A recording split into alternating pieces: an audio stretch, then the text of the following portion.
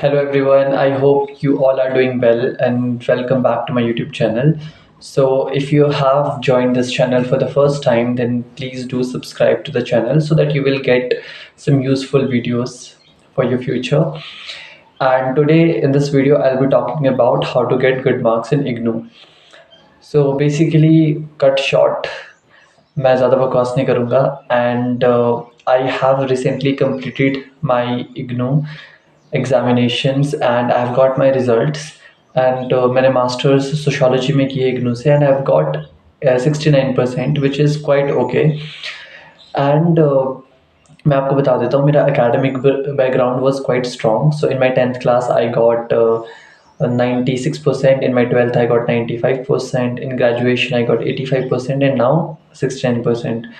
So ये background मैंने इसलिए दिया है क्योंकि एक्चुअल में इग्नू में ये कहा जाता है कि 65 to 75% के बीच ही सबका स्कोर आता है and if you are planning and if you're already enrolled in any of the IGNOU courses, so first of all there are few myths which I would like to clarify. जैसे बहुत से लोगों ने आपको कहा होगा कि जस्ट आप पेजेस भरिए ज़्यादा से ज़्यादा कुछ भी लिख के आइए, नो वन विल केयर. तो I would say it is partially true and partially false क्योंकि मेरे को एक पेपर में जो मेरा सबसे स्ट्रॉन्गेस्ट पेपर था because I have done my master before my masters मैंने यूपीएससी की कोचिंग ली थी एंड मैंने सोशोलॉजी ऑप्शनल पढ़ा था. तो वहाँ पर I have realised one thing कि मैंने बहुत ज़्यादा नॉलेज ली थी लेकिन एक इंसान जिसने सिर्फ एक हफ्ते तक वो सोशोलॉजी पढ़ा था एंड मैंने जिसने वो 6-7 महीने से पढ़ा है, मैंने देखा कि पेपर में हम दोनों के सेम मार्क्स आए हैं एंड मेरी हैंड राइटिंग ठीक थी.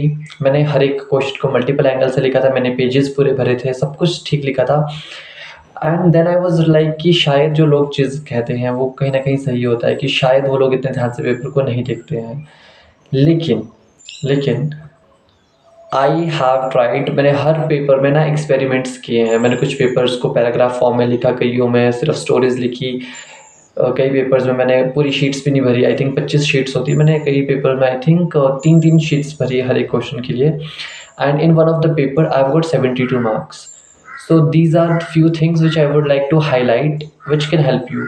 कि पहली चीज़ तो your hand writing leaves a very good impression. So your hand writing has to be very neat and clean.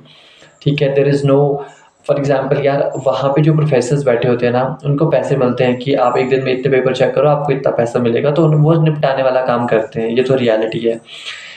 अगर आप अपने पॉइंट ऑफ व्यू से भी सोचो, अगर आपके पास कोई नर्सरी या केजी का बच्चा बोलता है कि भैया मेरी कॉपी चेक कर लो A to Z मैंने लिखा है कुछ, आपको पता है ना, आपके तो दिमाग में आपने इतनी बार ABC पढ़ लिया है कि आपको पता है कि इसने क्या क्या लिखा है, टिक टिक टिक टिक टिक, राइट. एंड सेम वहाँ पे भी यही होता है क्योंकि वो बंदा बहुत प्रोफेशनल है, उसने बहुत ज़्यादा सोशियोलॉजी पढ़ी है, उसको सब कुछ ऑलरेडी पता है, उसको पता है कि इसने क्या क्या लिखा है. तो आपको अपनी तरफ को उसको अट्रैक्ट करना है कि वो आपकी आंसर कॉपी में इंटरेस्टेड हो. तो इसलिए हैंड राइटिंग होना बहुत ज़रूरी है. Second, you need to use 2 different pens, black and blue, that is like basics and give headline. जो हेडलाइंस होती हैं वो बार बार दीजिए ताकि क्या हो कि उसको लगे कि इस बंदे को नॉलेज है एंड ये हर एक क्वेश्चन के हर एक पार्ट को एड्रेस कर रहा है. मैं कहूँगा कि शायद पेजेस इतने ज़्यादा मैटर नहीं करते हैं क्योंकि उसमें खुद लिखा होता है कि आपकी वर्ड लिमिट 500 होनी चाहिए या 1000 कुछ इतना लिखा होता है. तो बेसिकली वो 3 पेजेस या 4 पेजेस में इतना हो जाता है. आपको 5-6 पेजेस भरने की इतना ज़्यादा ज़रूरत नहीं है. आप 4 पेजों में लिखिए लेकिन ठीक कंटेंट लिखिए एंड एक क्वेश्चन के लिए 4 pages are more than enough. Apart from that आप क्या कीजिए कि मैं कहूँगा कि पैराग्राफ छोड़ के आप पॉइंट वाइज फॉर्मेट में लिखिए. एग्जाम्पल के लिए मेरे को एक क्वेश्चन आया था कि define power from a sociological lens. तो मैंने लिखा था पहले पावर की डेफिनेशन की क्या होती है एंड देन पावर को फंक्शनलिज्म स्कूल ने कैसे बताया है, कॉन्फ्लिक्ट स्कूल ने कैसे बताया है, या प्लूरलिस्टिक थ्योरीज ने कैसे बताया है फेमिनिस्ट पॉइंट ऑफ व्यू से, या और भी आपके माइंड में जो पॉइंट्स आते हैं. Same goes for your literature, Hindi या इंग्लिश. अगर मान लीजिए आपको पूछा गया हो कि किसी कवि के बारे में कुछ बताइए तो आप बता सकते हैं कि कवि का बैकग्राउंड क्या था, उसकी कौन कौन से चीज़ें थी, मतलब कौन कौन से उसकी पब्लिकेशंस थी, उन पब्लिकेशन के बारे में थोड़ा बताइए. Same goes for any other subject, जैसे हिस्ट्री हो गई या पॉलिटिकल साइंस होगी. जैसे पॉलिटिकल साइंस में आपसे पूछा गया हो, लेट्स सपोज फंडामेंटल ड्यूटीज़ के बारे में, तो आप एक बैकग्राउंड दे सकते हो फंडामेंटल राइट्स का कि fundamental rights are so and so. फिर आप बता सकते हो फंडामेंटल राइट्स 6 टाइप्स के होते हैं, आप उनको अलग-अलग हाइलाइट कीजिए।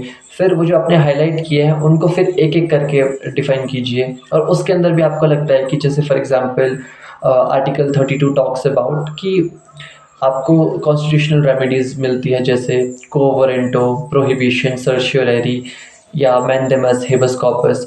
तो ये जो आपको चीज़ें मिलती हैं, तो आप इसको एक-एक पॉइंट को अलग-अलग से बताइए। व्हाट आई मीन टू से इज़ कि आप क्वेश्चन को ब्रेक कीजिए मल्टीपल पार्ट्स में, ठीक है? क्वेश्चन वहाँ पे एक सिंपल सा पूछा होता है, बहुत ब्रॉड क्वेश्चन पूछा होता है। One of the beautiful thing which जो मुझे लगा इस एग्ज़ाम के बारे में, आपको सारे सिलेबस कवर करने की ज़रूरत नहीं होती है इग्नू में। If you want to score a decent if you want to get a decent score, आपको क्या करना होता है, आपको ब्रॉडली सब कुछ पढ़ के जाना होता है, एंड देन वहाँ पे ब्रॉड क्वेश्चन पूछा होता है। वो कभी आपसे एक स्पेसिफिक क्वेश्चन कभी नहीं पूछेगा।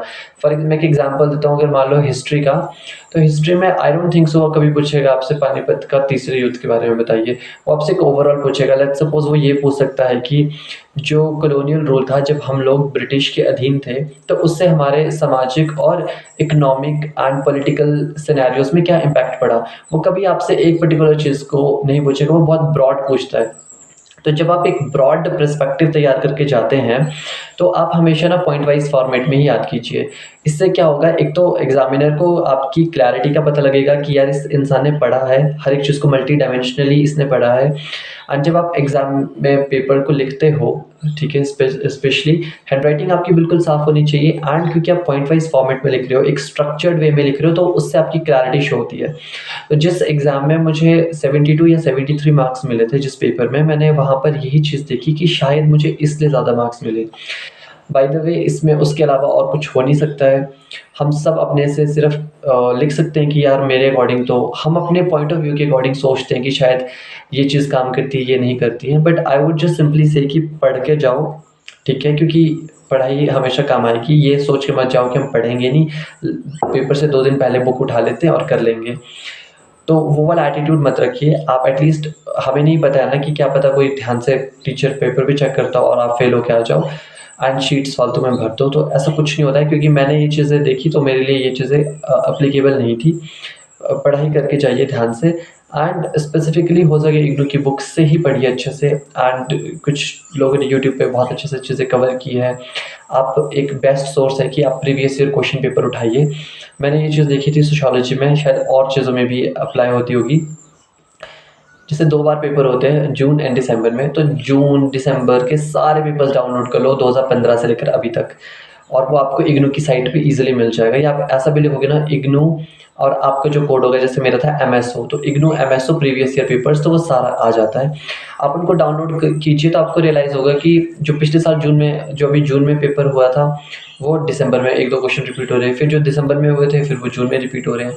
तो मतलब आप प्रीवियस ईयर पेपर को देख लो कि किस तरह के क्वेश्चन पूछे जाते हैं, और सेम आप देखोगे कि वही क्वेश्चन रिपीट होते हैं हट फिर के, और कुछ नया है ही नहीं उसमें, और बहुत ब्रॉड क्वेश्चन पूछते हैं। तो आप जब पढ़ाई भी कर रहे हो ना, तो आप पहले क्वेश्चन लिखो एंड देखो कि इस क्वेश्चन कितनी बार ये रिपीट हुआ, उसके आगे लिखो कि रिपीटेड 7 टाइम्स, वेरी इंपॉर्टेंट।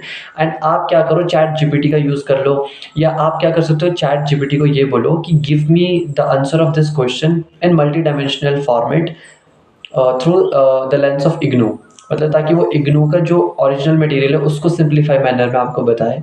ये एक बेस्ट तरीका है, क्योंकि जब आप एग्जाम में जाओगे आपके पास 5 से 10 क्वेश्चन अगर होंगे, मैं आपको गारंटी देता हूँ अगर 10 क्वेश्चन आपने कर लिए प्रिपेयर बहुत अच्छे से हर एक पेपर के लिए, उनमें से 5 क्वेश्चन 100% आने ही आने हैं, क्योंकि उसके अलावा कुछ नहीं होगा। वो 10 क्वेश्चन ही रिपीट होते हैं हर बार, हट फिर के 1-2 क्वेश्चन ऐड होगा, डजंट मैटर, पर 4 क्वेश्चन तो आप अच्छे से लिख सकते हो, अगर लेट्स सपोज पूरे 5 क्वेश्चन भी नहीं है। एंड वो 4 क्वेश्चन अगर आपने बहुत अच्छे से प्रिपेयर किया, मल्टीपल टाइम्स रिवाइज किया है, it's a very easy process. थोड़ा टाइम लगेगा स्टार्टिंग में, बट देन इसके फ्रूट्स बहुत अच्छे होंगे आपको in the longer run. I hope you may have found this video helpful, and if you want me to cover anything else, for example कि इग्नू की एडमिशन प्रोसेस से लेकर क्या इग्नू से रिलेटेड आपकी कोई भी क्वेरी होगी, असाइनमेंट्स से रिलेटेड या और कुछ, then you can ask me definitely, and do share this video to other people and like it. Thank you so much.